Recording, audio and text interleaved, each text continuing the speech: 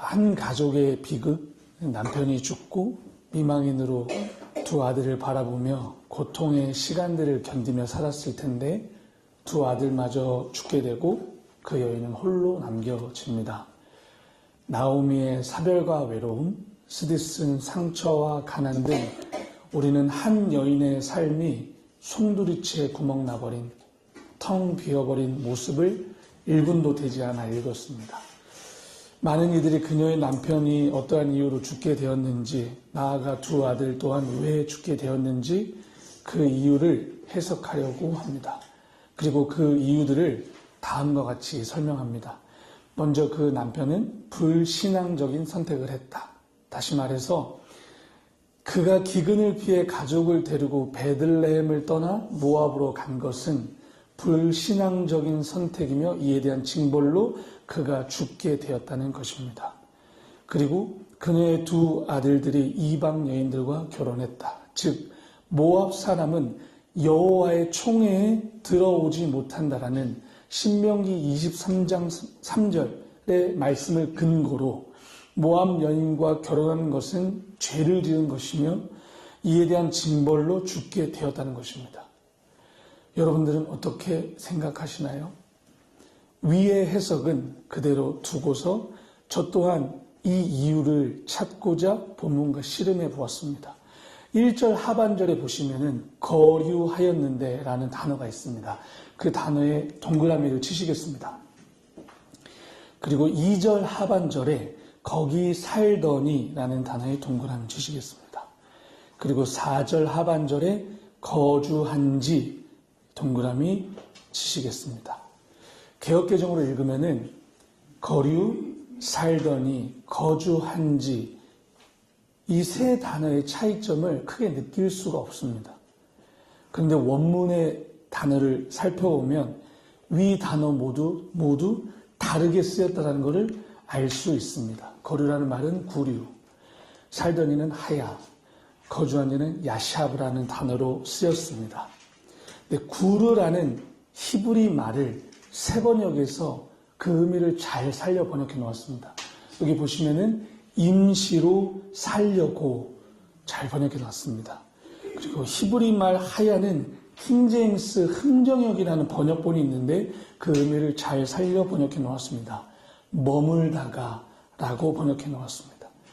마지막으로 히브리 말 야샤브라는 의미를 리브, 즉 살다로 번역해 놓았는데 그 의미를 저는 살려서 사역, 그러니까 제가 히브리 원문을 번역하면 이렇게 번역할 수 있겠습니다. 정착하여 거기에 살았습니다. 10년쯤 살았습니다. 이렇게 정착하다. 기근을 피해서 그 한 사람이 임시로 모압 땅에 살기 위해 이주했는데 그만 그곳에서 머물게 되었고 이후에는 정착하게 되었습니다. 대부분의 해석자들이 그러하듯 저 또한 성경을 해석할 때 신학적인 이유와 당위성을 찾고자 합니다. 그래서 이러한 신학적 이유들 때문에 나오미의 남편과 그녀의 두 아들들이 죽게 되었다고 설명할 수도 있습니다. 그러나 이러한 접근보다 더 중요한 접근은 성경 기자가 본문에서 무엇을 말하고 있는가라는 것에 초점을 두는 것입니다. 다시 말해서 룻기의 기자는 엘리멜렉과 그의 두 아들들이 그리고 나오미가 어떠한 잘못과 범죄를 저질렀다는 그 이야기를 전혀 성경 본문에서 언급해주고 있지 않다는 거예요. 그래서 우리는 엘리멜렉과 두 아들의 죽음의 이유를 신학 혹은 신앙적으로 예단하고 속단하여서 설명하라는 그 관점에서 남편과 두 아들을 잃고 홀로 남겨진 그 나오미에게 초점을 맞춰보고자 하는 거예요. 사실 나오미의 이야기가 우리의 이야기라는 사실을 알고 계십니까? 그녀가 겪은 고통을 우리 또한 경험할 수 있는 고통임을 인지하고 나아가 그 고통이 가져다 주는 역설이 무엇인지 함께 살펴보고자 하는 것입니다. 본론 1장 1절을 함께 보겠습니다. 여러분들이 성경책 보시면 사사들이 치리하던 때에 그 땅에 흉년이 들었다라고 시작합니다. 이 한 문장을 통해서 우리는 당시 이스라엘의 역사적인 상황과 그리고 지리적 상황을 파악할 수 있습니다. 역사적 상황은 히브리 원문은 이렇게 쓰였거든요. 그냥 문자로 보시면 되는데 바에히 비메 셰포트 하 쇼페팀 바에히 라브 바아레츠 이렇게 쓰였거든요. 근데 여기서 우리가 파악할 수 있는 게 역사적인 상황과 지리적인 상황을 알 수 있다고 말씀드렸잖아요. 근데 역사적인 상황은 사사들이 치리하고 있었다는 것이며 지리적 상황은 그 땅에 흉년이 들었다는 거죠. 사사들 그리고 이 치리하던이라는 그 두 단어의 네모 박스를 하시겠습니까? 이 두 단어 모두 샤파트라고 하는 재판하다 다스리다라는 의미를 가진 이 히브리 말 샤파트에서 파생된 말이거든요.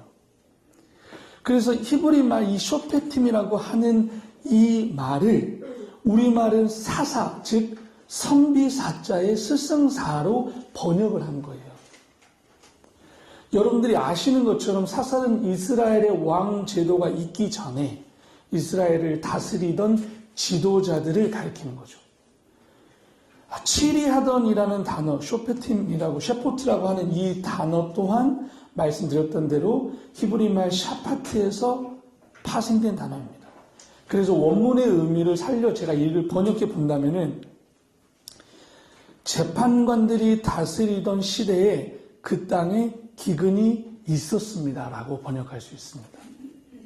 그리고 히브리 말 이 라브라고 하는 이 단어가 흉년보다는 사실은 굶주림의 의미를 담고 있거든요. 굶주림.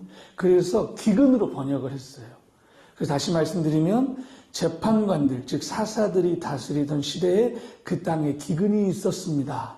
라고 이야기가 시작합니다. 그러면 우리는 여기서 이스라엘 재판관들, 즉 사사들이 다스리던 시대와 그 땅에 기근이 들었다. 기근의 각각의 의미를 살펴볼 필요가 있는 거죠. 어떤 의미가 있는지. 첫 번째로 재판관들이 다스리던 시대의 특징은 사사기서 17장 6절과 21장 25절에서 잘 보여주고 있습니다. 여러분 한번 읽어보시겠어요? 시작. 그때 이스라엘이 왕이 없었으므로 사람마다 자기 소견에 옳은 대로 행하였더라. 사사기 기자는 한 번 더 설명을 해줍니다. 21장 25절 이건 제가 읽어볼게요. 똑같이 썼어요. 그때 이스라엘의 왕이 없으므로 사람이 각기 자기 소견에 옳은 대로 행하였더라. 사사기 기자는 두 번에 걸쳐서 사사시대의 이스라엘 역사적 상황을 알려주고 있습니다. 소견이라고 하는 히브리 말은 아인이라고 하는 단어인데 이 아인이란 말은 사람의 눈을 얘기하는 거예요. 눈. 그러니까 직역하면은 자기 눈에 좋은 대로, 자기 눈에 옳은 대로라고 번역할 수 있는 거죠. 이처럼 사사시대의 특징은 사람마다 자기 눈에 좋은 대로 행동한 시대였다는 말입니다. 그 이유는 그때에는 이스라엘의 왕이 없었기 때문에, 그리고 이스라엘에 왕이 없었기 때문에 그들이 자기 눈에 좋은 대로 행하였다는 거죠. 그러나 사실은 왕이 있으셨죠. 재판관도 있으셨죠. 그러나 그들이 하나님을 왕으로 재판관으로 섬기고 따르기를 원치 않았다는 거죠. 개인마다 저마다 스스로가 재판관이 되고 왕이 되어 살아간 것이죠. 그러니 종교적으로 사회적으로 혼란할 뿐이고 도덕적으로는 부패한 시대였던 거죠. 두 번째로 기근의 의미를 살펴보겠습니다. 사실 풍요로운 시대를 살고 있는 저를 비롯한 대다수의 현대인들은 기근으로 인한 배고픔, 굶주림을 경험하지 못했습니다. 그러하기에 기근이라는 단어를 볼 때 생경하게 느껴지죠. 우리나라 말에 보릿고개에 넘어가던 시절이라는 말이 있습니다. 이 말은 배고픔이 너무 심해서 이 시기를 견뎌내는 것이 마치 높은 산의 고개를 힘겹게 넘어가는 것과 같아 하여 붙여지는 말입니다. 실제로 우리나라가 1950년 6.25 전쟁을 통해 약 300만 명이라고 하는 사망 또는 실종된 것으로 인원이 추정을 하거든요. 근데 이 중 적지 않은 이들이 극심한 심란량과 기근과 굶주림으로 죽었다고 많은 학자들이 설명을 하거든요. 이러한 빈곤의 시대를 겪은 분들이 기근이, 굶주림이 얼마나 무서운 재앙인지를 알고 계시는 거죠. 그런데 이 기근에 대해서 에스겔이라고 하는 선지자는 이렇게 설명을 해요.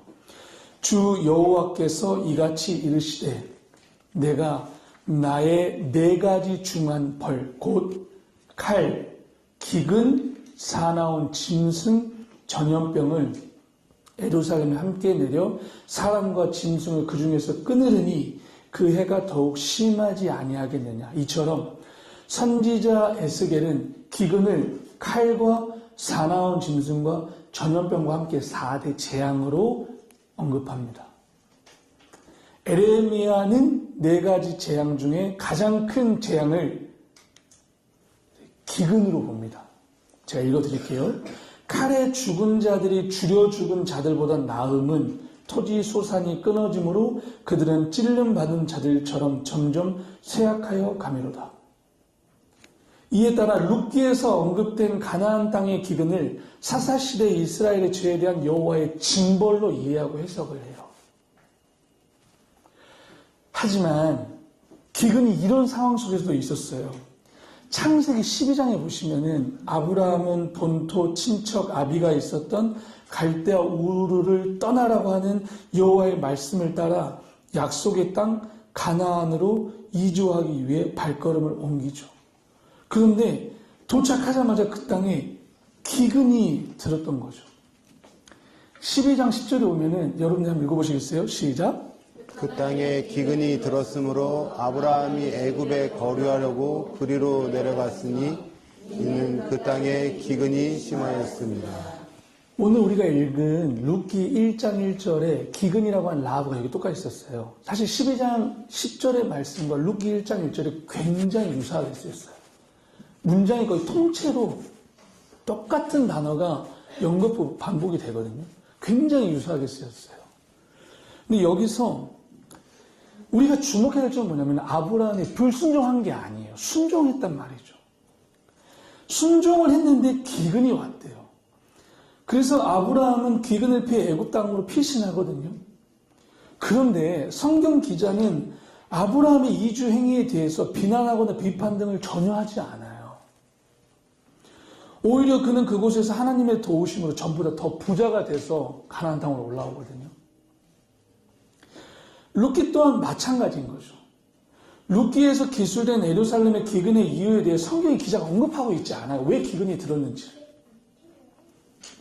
엘리멜렉과 그의 2 아들 그리고 나오미가 어떤 잘못을 범죄를 저질렀다는 이야기 또한 룻기 기자는 해주고 있지 않아요. 물론 누군가가 잘못을 저질렀기에 기근이 들었을 수도 있지요. 다만 우리는 룻기 본문에서 기근의 원인과 이유를 언급해주고 있지 않기 때문에 우리가 예단하거나 속단하는 것을 지양하자라는 거예요. 자, 그런가 하면은 1절 하반절에서 룻기의 저자는 이제 역사적인 이제 상반절에서 역사적인 상황과 지리적 상황을 설명한 이후에 어떤 이야기를 하냐면은 등장인물을 소개를 해요. 여러분 성경 한번 보세요. 1절 하반절에서 유다 베들레헴의 한 사람이 그의 아내와 2 아들을 데리고 모압 지방에 가서 거류하였는데 이렇게 이야기를 마침하거든요. 근데 그 사람이 어디 출신인지를 명확하게 알려주고 있거든요.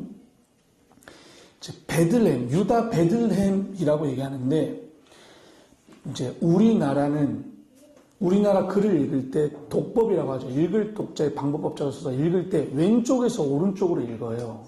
근데 히브리 말은 오른쪽에서 왼쪽으로 읽거든요. 그래서 베이트라고 하는 이 베이트라고 하는 말은 집이라는 말이에요. 집.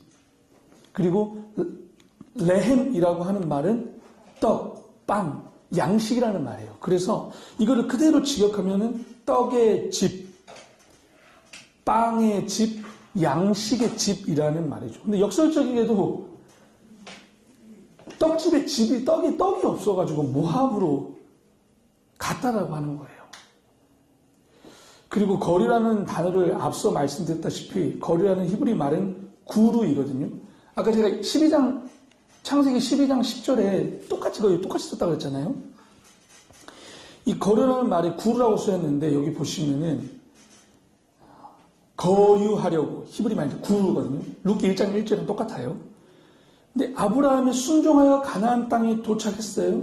그런데 그 땅에 기근이 심하게 들어서 애굽으로 그러니까 거류하러 내려갔다고 말을 해요. 그리고 사실은 아브라함은 애굽에서 정말로 일정 기간만 임시로 지낸 뒤 다시금 가나안 땅으로 올라오거든요. 그런데 적지 않은 해석자들이, 설교자들이 그 사람, 나오미의 남편 그 사람이 기근을 피해 가족을 데리고 모압으로 간 것은 뭐라고요? 불신앙적인 선택을 했다라고 해석을 한단 말이에요. 하지만 자신들이 그 사람과 동일한 상황에 놓인다면 그와 같은 결정을 하지 않았을까요? 여러분들은 어떤 결정을 하셨을 것 같아요? 기근이 왔어요. 근데 여러분들 가장이신데 어떻게 하실 것 같아요? 저는 정말 정직하고도 솔직하게 저는 그 사람과 동일한 선택을 했을 것 같아요. 최소한 제가 보기에는 그 사람이 기근을 피해 자신들의 가족을 데리고 모압 땅으로 간 행위가 어떤 불법을 저질렀다거나 중대한 범죄로 여겨지지 않거든요. 근데 2절에서 기근을 피해 모압으로 이주해 간 그 사람과 아내 그리고 두 아들의 이름을 소개하거든요. 여러분 한번 보세요. 2절을요. 소개하자마자 3절에서 나오미의 남편 엘리멜렉이 죽었다고 해요. 엘리멜렉과 나오미 그리고 두 아들들이 모압 지방에서 머물러 살기 시작한 지 몇 년이 지났는지, 그들이 어떠한 삶을 살았는지, 엘리멜렉은 왜 죽었는지, 어떻게 죽었는지 설명도 없어요. 그저 엘리멜렉이 죽었답니다. 한편 남편을 잃은 나오미와 두 아들들은 모압 땅을 떠날까요? 남편이 죽어버렸습니다. 아니면 어떤 결정을 하게 될까요? 이어지는 4절에서 이야기가 기술되어 있거든요. 여러분들이 한번 4절 읽어보시겠습니다. 시작. 그들은 모압 여자 중에서 그들의 아내를 맞이하였는데 하나의 이름은 오르바요 하나의 이름은 루시더라. 그들이 거기에 거주한 지 10년쯤 미망인이 되어버린 나오미가 그녀의 두 아들들과 고향으로 유다 베들레헴으로 돌아갈 법도 한데 돌아가지를 않아요. 나오미의 아들들은 모압에 정착한 것을 선택을 하였고 모압 여자 중에서 아내를 맞이해요. 이때 오르바와 룻이 등장을 하죠. 그리고 그들의 삶에 관한 어떠한 언급도 없이 그냥 결혼 후 10년이 지나버렸답니다. 그리고 그들의 삶에 관한 어떠한 언급도 없고요. 임신에 관한 이야기도 없고요. 자녀를 출산했다는 언급도 없어요. 오히려 두 아들의 죽음을 말해주고 있죠. 5절입니다. 5절은 제가 읽어볼게요. 말론과 기련 두 사람이 다 죽고 그 여인 나오미는 두 아들과 남편 뒤에 남았더라. 어떤 삶을 살았는지 얘기도 없어요. 자녀 출산했다는 얘기도 없어요. 임신 얘기도 없어요. 그냥 죽었답니다. 모압 여인들과의 결혼이 그녀의 두 아들들이 죽은 이유인가요? 그렇다면 에스더가 이방왕 아하수에로와 결혼한 거는요? 에스더 기자는 에스더가 아하수에로 왕과 결혼한 것에 대한 어떤 비난과 비판의 글을 쓰지 않았어요. 그뿐만 아니라 모압 여인 룻은 예수님의 계보로 있는 여성이죠. 여러분, 엘리멜렉, 나의 하나님은 멜렉, 왕이십니다. 라는 이름의 뜻을 가진 사람이에요. 다시요, 나의 하나님은 멜렉, 왕이십니다. 이러한 이름의 의미를 가진 그가 기근을 피해 임시로 머물기 위해 이주해 간 모압 땅에서 죽었습니다. 그리고 긴 세월이 지나지 않아 나오미의 두 아들도 죽었습니다. 자녀를 출산하지 않은 채요. 그녀는 이제 그녀의 남편과 두 아들 뒤에 홀로 남게 됐습니다. 저는 엘리멜렉의 죽음과 두 아들의 죽음의 의문을 품지 않을 수가 없어요. 1차원적으로 엘리멜렉이 베들레헴을 떠나서 모압 땅으로 간 행위에 대한 벌로 죽게 된 것이라고 하면 설명할 수 있을까요? 두 아들이 모압 여인들과 결혼한 이유 때문에 죽게 된 것이라고 해석할 수 있을까요? 저는 사실은 이 해석에 이해가 되질 않아요. 정말 좀 더 정확하게 말씀드리자면 동의가 되지를 않아요. 무엇보다 성경이 엘리멜렉과 두 아들의 죽음의 이유에 대해서 침묵하고 있기 때문이에요. 성경의 기자가 말을 하고 있지를 않아요. 왜 죽었는지를. 그렇기 때문에 우리는 예단이나 속단하지 않고 그 관점을 그들이 왜 죽었는지 해석하고자 하는 그 관점에서 이걸 돌려서 룻기의 본문을 다시 살펴보자 하는 거죠. 다시 말해가지고 그 두 아들과 엘리멜렉이 죽은 이유의 관점을 찾고자 하는 그 관점을 돌려서서 홀로 남겨지게 된 그 나오미에게 초점을 맞춰보자는 거예요. 이 책의 이름이 룻기서이지만 사실 저는 룻기의 중심 인물은 나오미라고 생각하거든요. 그 이유는 엘리멜렉도 두 아들도 두 며느리도 나아가 이제 2장에서 나오는 유력한 자도 이후에 보아스도 모두 모든 관계가 나오미를 통해서 연결되어 있어요. 이제 우리는 모든 것이 텅 비어버린 나오미에게 시선을 맞춰보자는 거예요. 자, 과부였던 나오미는 이제 무자녀의 여인으로 전락하게 되었습니다. 당시 유대 사회에서 여성은 남성에게 의존하며 살아가는 존재였죠. 그러나 그 여인에게 안정과 삶을 지탱해 나갈 수 있는 필수적인 존재들, 남편과 두 아들이 모두 사라져버렸어요. 자손도 없어요. 모든 것이 텅 비어버린 인생으로 전락하고 말아버렸어요. 남편을 잃은, 두 아들을 잃은 그녀의 심정은 어떠했을까요? 그녀가 그녀의 남편과 그녀의 두 아들들을 묻을 때 그녀의 심경이 어떠했을까요? 나오미의 심정과 심경에 대해서도 루키의 기자는 언급해주고 있지 않아요. 나오미가 처한 그 고통의 상황을 내가 혹은 우리가 사랑하고 아끼는 누군가가 그러한 고통의 상황을 겪고 있다면 그럼 우리는 어떻게 반응할 수 있을까요? 여러분, 우리가 인생을 살아가면서 겪는 고난, 시련, 비극, 고통의 원인을 이론적으로 설명할 수 있을까요? 물론 분명하고도 명백한 잘못을 범했기에 고통받는 사람도 있지요. 하지만 적어도 나오미의 인생에 대해 룻기의 기자는 신학적으로 혹은 신앙적으로 이러한 죄를 범했다라는 설명이나 비판, 비난을 하고 있지를 않아요.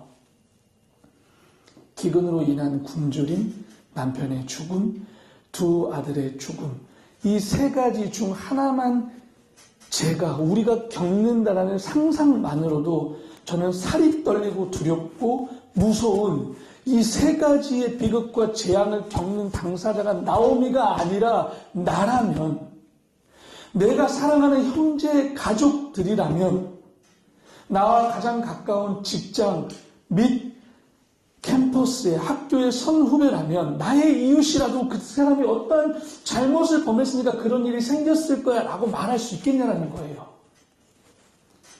나오미 인생이 결코 소설 속의 이야기가 아니라 나와 우리들의 이야기임을 제 주변에서 있었던 이야기들로 소개하고자 합니다. 이전에 저와 함께 섬겼던 교회의 한 신혼부부와 두 아이를 둔 아들 한 명과 딸 아이를 둔 부모에 관한 이야기입니다. 젊은 신혼부부는 교회 내에서도 인품이 좋기로 정평이 나 있었던 인물들입니다. 좋은 만남이 이어졌고 결혼이 결실로 이어졌죠. 그런데 결혼한 지 1년도 채 되지 않아서 남편에게 암이 찾아왔어요. 30대에 몇 달이 지나지 않아서 그 남편은 생을 마감하게 됐어요. 행복한 신혼생활을 그 신혼 생활이 비극의 생활로, 고통의 생활로 완전히 바뀌게 돼버린 거죠. 남편을 보내는 그 장례식장에서 그 아내의 얼굴은요, 세상 모든 것을 잃어버리는 슬픔 속에 잠긴 모습이었거든요.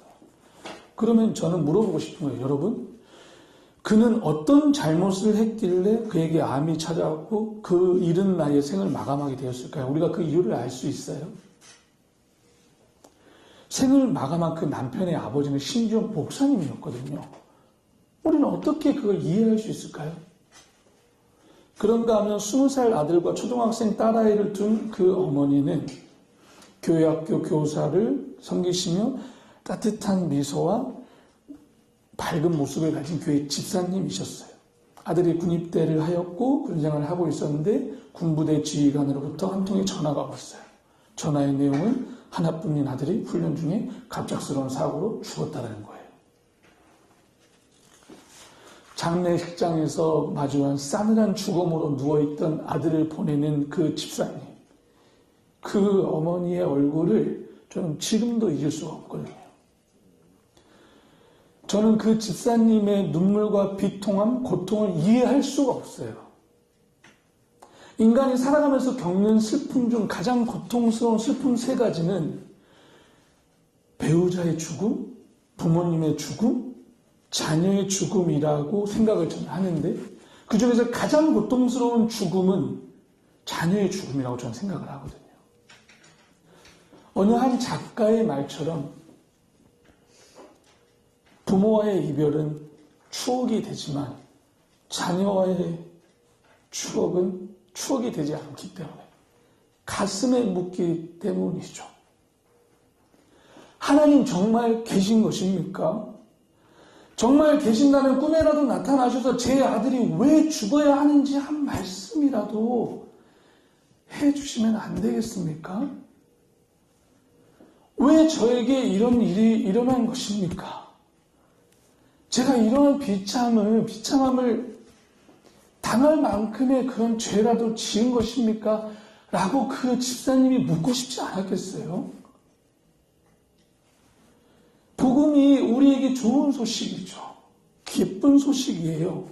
그런데 모든 상황에서 복음의 메시지가 매번 우리에게 위로를 줄 것이라고 생각을 하지만 때로는 어떤 상황에서는 위로가 되지 않을 때가 있어요. 부활의 소망 또한 위로가 되지 못할 때가 있어요. 하나님 품에 있다라는 말을 들어도 지금 여기에 없는 그 아들과 이야기를 나눌 수도 함께 식사를 할 수도 나눌 수도 볼 수도 없는 지금 현재 마주하고 있는 이 현실은 세상에 하나뿐인 그 아들이 내 품에 없다라는 거예요. 그 아들이 지금 바로 내 눈앞에 살아있는 일 외에 어떤 것도 위로가 되지 않을 것이기 때문에 정말이지 어떠한 지혜로운 말과 위로의 말로도 고통을 덜어줄 수가 없을 거예요. 이처럼 우리의 인생이 그렇게 단순하지가 않습니다. 그런데 엘리멜렉이 사사기의 특징처럼 자신의 눈에 오른 대로 기근을 피하였기에 여호와의 징벌을 받아 죽었다는 것으로만 해석하고 이해한다면 오늘날 우리들이 이주하면 안 되는 곳이 어디인가요? 우리가 결혼하지 않아야 대상은 누구인지 우리가 어떻게 규명할 수 있을까요? 하물며 모든 삶의 통째로 구멍나버린, 뚫려버린, 비어버린 나오미 그녀의 인생은요. 행복한 신혼 생활이 고통의 시간으로 변해버린 그 신혼부부의 아내의 인생은요. 국방의 의무를 다하기 위해 군생활을 하고 있던 하나뿐인 아들을 잃어버린 그 절규할 힘조차도 잃어버린 그 집사님, 그 어머니의 인생을 우리가 어떻게 설명할 수 있냐라는 말이에요. 우리가 이해할 수 있을까요? 나오미를 비롯한 우리 인생들의 비극과 고난을 우리가 어떤 단어로 설명할 수 있을까요? 단순히 그녀의 남편이 자신의 눈에 오른 대로 행했기에 그녀는 고난과 비극을 마주해야 했다. 이 해석만으로 복잡한 우리 인간의 삶을 다 담아낼 수 있을까요? 여러분, 신자나 비신자의 인생 속에서 불어닥쳐오는 해석도 납득도 이해할 수도 없는 일들이 신자나 비신자나 동일하게 펼쳐지거든요. 그러한 고통의 상황 속에서 생사와 화복을 주관하시는 그 하나님, 우리에게 참 소망이자 새 생명을 주신 우리 주 예수님, 우리 곁에 서서 항상 우리를 변호하시며 우리의 심령 가운데 살아 역사하시는 성령님은 언제나 선하시고 의로운 분이심을 믿는 신자들에게 그 고통이 더 큰 고통이 되는 거예요. 다시 말해서 남편과 두 아들을 잃었음에도 나오미가 이스라엘 하나님은 선하고 의로우신 하나님이라고 믿을 수밖에 없는 그 현실이 나오미에게 쓰라린 고통이 된다는 거죠. 왜냐하면 그 하나님은 언제나 선하시고 의로우신 유일하신 하나님이시기 때문에. 그렇다면 고난을 원하는 사람은 없고 고통을 당할 때는 누구나 다 피하고 싶지만 그럼에도 갑작스레 예고 없이 별안간 찾아온 고통과 고난이 온다면 우리는 어떻게 해야 할까요? 믿음을 포기해야 할까요? 하나님을 떠나야 할까요? 모든 것을 포기하고 주저앉아야 하는 걸까요? 저는 거기에 대한 답이 6절에 있다고 믿습니다. 만약 5절에서 나오미의 인생이 끝나버렸다면 우리가 하나님께 기댈 수 있는 부분이 없다고 여겨지거든요. 그런데 6절에서 답이 우리에게 주어졌다고 보거든요. 저는 6절이 룻기 전체뿐만이 아니라 우리 인생 전체를 끌고 가는 중요한 주제를 만난다고 생각하거든요. 그 주제는 돌아오는 거예요. 돌아오는. 룻기에서만 15번 이 단어가 썼거든요. 성도님들 너무 잘 알고 계시는 슈브라는 단어예요. 근데 이 슈브라는 단어가 1장에서만 12번이 쓰였어요. 엄청 많이 쓰였어요. 그런데 제가 이 단어가 사실 가지는 신학적인 의미도 있고 그렇지 않은 의미도 있는데 그거를 다 다루기에는 지금 논점이 벗어나기 때문에 다음에 기회가 되면 나누기로 하고 오늘은 6절에 초점을 두겠습니다. 이제 개역개정을 보겠어요. 개역개정을 보시면은 일어나라는 단어가 있습니다. 일어나의 네모 표시하시고 돌아오려의 네모 표시하시겠습니다. 네, 개역개정에서는 나오미가 두 며느리와 함께 일어나서 돌아오는 것으로 읽혀지거든요. 그런데 히브리 원문에서는 일어나다와 돌아오다라는 두 개의 동사 모두가 3인칭 여성 단수형으로 쓰였어요. 그러니까 즉 처음에 일어나서 모압 지방에서 돌아오려고 하는 인물은 나오미 한 사람뿐이었다는 거예요. 두 며느리는 그 내용이 없습니다. 자, 원문의 의미를 직역하여 사역하면 이렇게 번역할 수 있어요. 제가 한번 읽어드릴게요. 그때 두 남편이 죽고 두 아들이 죽고 난 그때에 그녀가 나오미가 일어났습니다. 그녀의 두 며느리와 함께요. 그리고 그녀는 모압 땅으로부터 돌아갑니다. 왜냐하면 그녀가 모압 땅에서 들었습니다. 여호와께서 그분의 백성을 찾아오셔서 이제 우리 개역개정은 돌보셨다라고 표현했는데 틀린 번역은 아니에요. 근데 히브리어는 바카드라고 하는 단어의 가장 중요한 의미 단어 중에 하나가 찾아가다라는 말이거든요. 찾아오셔서 그들에게 양식, 아까 기억나세요? 레헴이라고 하는 그 양식 여기 똑같이 있었어요. 레헴을 주셨다는 것을요. 자, 모든 것을 잃어버리고 텅 빈 상태로 홀로 남게 된 나오미가 일어나서 돌아가고자 했던 이유가 뭐냐면 베들레헴의 기근이 끝나서가 아니에요. 여호와께서 그분의 백성을 찾아오셔서 그들에게 레헴, 양식을 주셨다는 것을 들었기 때문이에요. 기근이 끝났다가 아니라 여호와께서 그분의 백성을 찾아오셔서 그들에게 양식, 레헴을 주셨다는 걸 들었기 때문에 그녀가 일어나서 돌아가기로 결심하고 결정한 거라고요. 킹 제임스 번역본이랑 이제 NASB 번역본을 한번 보면 좋겠는데요. She had heard. 그녀가 들은 시점. 여호와께서 그분의 백성을 찾아오셔서 그분 백성들이 양식을 주셨다는 걸 들은 그 시점이 arise의 과거형인데 그녀가 일어난 시점보다 먼저라고요. 그녀가 일어난 시점보다 그녀가 들은 시점이 먼저라고요. 나오미가 여호와께서 그분의 백성을 찾아오셔서 그들에게 양식을 주셨다는 소식을 들은 정확한 시점은 알 수 없어요. 이 소식을 듣고서 바로 일어나서 돌아가기로 결심한 건지 아니면 이미 들었지만 나오미가 텅 빈 상태로 유다 땅으로 돌아가서 유다 성읍 사람들을 마주하는 것이 힘들고 불편해서 듣고 난 이후 어느 정도 시간이 지나고 나서 결심한 건지는 정확히 알 수 없어요, 우리는요. 중요한 사실은 고통을 원하는 사람은 아무도 없고 고통을 당할 때는 누구나 다 피하고 싶지만 그럼에도 갑작스레 예고 없이 벼랑간 찾아온 고통이 와서 모든 것을 나아가 믿음을 포기하고 하나님을 떠나려고 할 때 하나님은 그분의 백성을 찾아오십니다. 돌보십니다. 우리는 그 소식을 듣게 된다면 고통을 쌓아내고 일어나 돌아가야 하는 거죠. 쌓아낼 힘조차 없다면 그 고통이 있는 그 상태로라도 일어나서 돌아가야 하는 거죠. 혹자는 이런 질문을 할지 모르겠어요. 애초에 하나님이 그런 고통을 안 주시면 되는 거잖아요. 이 질문에 대한 답을 할 수 있는 존재가 저는 못 돼요. 저는 그걸 답할 수 있는 존재가 못 되기 때문에.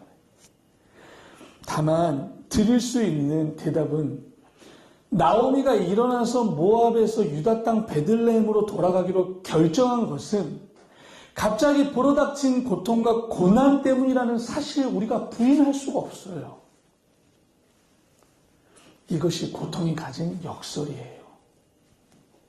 나오미가 누구도 경험하고 싶지 않는 그 비극과 같은 일을 경험하였기 때문에 그래서 돌아가기로 결심한 거라고요. 만약 나오미의 두 아들들이 거기서 자녀들을 잘 낳고 출산하고 살았다면 나오미는 돌아오지 않을 가능성이 높다는 것입니다. 우리가 이 점은 부정할 수가 없어요. 인정할 수밖에 없게도 고통에는 역설이 있어요. 이것을 생각할 때 떠오르는 저는 시 한 편이 있거든요. 도종환 시인의 흔들리며 피는 꽃이에요. 제가 정말 좋아하는 시인데 한번 들어보세요. 흔들리지 않고 피는 꽃이 어디 있으랴. 이 세상 그 어떤 아름다운 꽃들도 다 흔들리면서 피었나니 흔들리면서 줄기를 곧게 세웠나니 흔들리지 않고 가는 사량이 어디 있으랴. 젖지 않고 피는 꽃이 어디 있으랴. 이 세상 어떤 빛나는 꽃들도 다 젖으며 피었나니 바람과 비에 젖으며 꽃잎 따뜻하게 피었나니 젖지 않고 가는 삶이 어디 있으랴. 제가 정확하게 모르겠어요. 도종환 시인이 꽃을 바라보는 그 관점에서 시를 썼다면 저는 꽃의 입장이라면 이렇게 말할 수 있지 않을까 싶었어요. 뭐라고 말하고 싶냐면요. 적당한 바람과 비가 좋겠어요. 뿌리가 송두리째 뽑힐 만큼의 바람과 비는 원하지 않아요. 적당한 바람과 비면 좋겠어요. 라고 말입니다. 그런데 꽃의 입장에서는 비바람이 고통스러울 때가 있거든요. 그런데 그 비바람이 있어야 뿌리를 깊이 내리고 피어날 수 있다는 사실을 우리는 부정할 수가 없어요. 운명론자들, 불가지론자들, 무신론자들, 다신론자 이 모든 사람들 등 자신들에게 어떠한 고통스러운 상황이 발생하면 원래 세상은 불공평한 거야.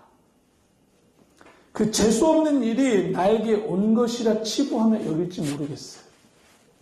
그러나 여기서 우리는 신자와 비신자의 본질적인 차이점 하나 발견할 수 있습니다. 신자에게나 비신자에게나 그런데 닥쳐온 고통의 상황에서 비신자는 돌아갈 곳이 없거든요. 그런데 신자에게는 돌아갈 곳이 있다는 거예요. 이게 본질적인 차이입니다. 나아가 신자는 돌아가서 다시금 힘을 낼 수 있는 양식, 레헴, 떡, 빵이 있다라는 사실이에요. 그것은 바로 고통의 역설의 정수이신 예수 그리스도입니다. 요한복음 6장에서 예수님은 이렇게 말씀하십니다. 내가 곧 생명의 떡, 레헴. 아트로스, 이제 이게 똑같이 번역한 건데, 레헴, 떡이니라. 이는 하늘에서 내려오는 레헴, 떡이니 사람으로 하여금 먹고 죽지 아니하게 하는 것이니라. 나는 하늘에서 내려온 살아있는 레헴, 떡이니 사람이 이 레헴, 떡을 먹으면 영생하리라. 내가 줄 레헴, 떡은 곧 세상의 생명을 위한 내 살이니라 하시니라. 아멘. 주님께서 고통을 당하셨습니다. 양식을 주시기 위해 친히 고통을 자처하셨습니다. 그리하여 그분의 백성들은 그분으로 인해 돌아갈 곳이 생겼고 돌아가 먹고 살 수 있는 양식이 된 그 사실은 우리가 그걸 기억합시다. 끝으로 사랑, 이해, 섬김, 배려, 존중, 헌신, 용서, 공감, 동정, 긍휼, 화평, 온유, 겸손, 채움, 세움 등으로 세워진 주님의 몸된 공동체인 교회에서는 누군가의 고난과 고통 등에 대해 신학적 혹은 신앙적으로 평가하고 말하는 것보다는 그저 아무 말 하지 않고서도 옆에 있어주는 교회, 즉 우리가 되었으면 좋겠습니다. 아멘. 이를테면 폭삭 속았수다라는 드라마에서 셋째 아이를 잃어버린 그 부모가 오열할 힘조차도 없이 절망, 좌절, 낙심, 허무, 포기, 실의, 체념, 무력감, 슬픔, 불행, 괴로움에 빠져 있을 때 주변의 사람들이 부엌에 먹을거리를 아무 말하지 않고 가져다 놓았던 것처럼, 그래서 기운 차리고 일어나서 그런 사실을 알게 되었을 때 비로소 내 옆에 누군가 함께 있어 주었구나 하는 것을 느끼게 되는 것처럼 말입니다. 마찬가지로 고통을 보내고 고통의 순간을 보내고 있는 누군가 있다면 우리도 아무 말 없이 연락 없이 문고리에다가 먹을거리라도 좀 걸어놓고, 그래서 혹 이후에 그 사람이 주님의 품으로 또 교회로 돌아왔을 때 우리가 그저 아무 말 없이 그저 그냥 함께 앉아 줄 수 있는 그런 우리가 되었으면 참 좋겠습니다.